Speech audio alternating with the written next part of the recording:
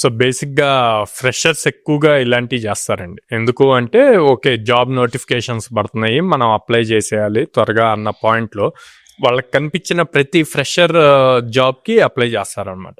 ఇక్కడ first thing apply చేసే job అసలు వాళ్ళకి రిలవెంటా కాదా అన్నది చెక్ చేసుకోవాలండి. అంటే అక్కడ సాఫ్ట్వేర్ జాబ్ అని కనిపించింది అనుకోండి, ఓకే సాఫ్ట్వేర్ డెవలపర్ అనో లేకపోతే జూనియర్ సాఫ్ట్వేర్ ఇంజనీర్ అనో ఇట్లా కనిపిస్తే మనోళ్ళు సిఎస్సి ఐటీ చదివారు కాబట్టి నేను కూడా సాఫ్ట్వేర్కి వెళ్ళాలి, లేదా ఈసీ ట్రిపుల్ వాళ్ళు ఉంటారు సాఫ్ట్వేర్ సైడ్ వెళ్ళాలి.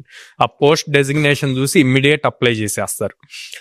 అప్లై చేసే ముందు అసలు దాంట్లో జేడీలో ఏ స్కిల్స్ ఇచ్చారు అన్నది చెక్ చేయాలండి. ఎందుకంటే ఇదివరకు లాగా రెజ్యూమ్స్ మాన్యువల్గా చెక్ చేయట్లేదు, అంతా ఆటోమేటెడ్ సిస్టమ్ అనమాట. సో దాంట్లో ఆ జేడీలో ఏ అయితే మెన్షన్ చేశారో ఆ కీవర్డ్స్ ఈ రెజ్యూమ్లో ఉంటేనే ఈ రెజ్యూమ్ షార్ట్ లిస్ట్ అవుతుంది.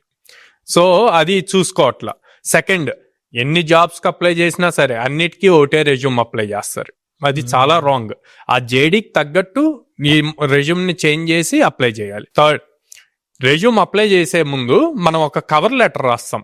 ఆ కవర్ లెటర్లో కూడా సేమ్ పాయింట్స్ రాస్తారు ప్రతి దానికి. ఫర్ సపోజ్ ఒక ఎంఎన్సీ కంపెనీ ఉందండి, దాంట్లో ఒక 3 జాబ్స్ పడ్డాయి ఫ్రెషర్స్కి. స్మాల్ మైన్యూట్ చేంజెస్తో 3 డెసిగ్నేషన్స్లో జాబ్స్ పడ్డాయి. సో మన స్టూడెంట్స్ ఏం చేస్తారు, ఫ్రెషర్స్ అరే మూడిటికి నేను ఎలిజిబుల్ అని చెప్పి మూడిటికి అప్లై చేస్తారు. మూడిటికి అప్లై చేసేటప్పుడు దాంట్లో ఉన్న కీవర్డ్స్ చెక్ చేయరు, ఏ స్కిల్స్ కావాలి అన్నది చెక్ చేయరు. సెకండ్, ఆ రెజ్యూమ్లో అవి చేంజ్ చేయరు. థర్డ్, కవర్ లెటర్ మూడిటికి సేమ్ పంపిస్తారు. వీడి కర్మ బాగోలేక ఆ మూడిటికి ఒకటే ఇచ్చారు అనుకోండి, వచ్చిన ఛాన్స్ కూడా పోయినట్టే కదా.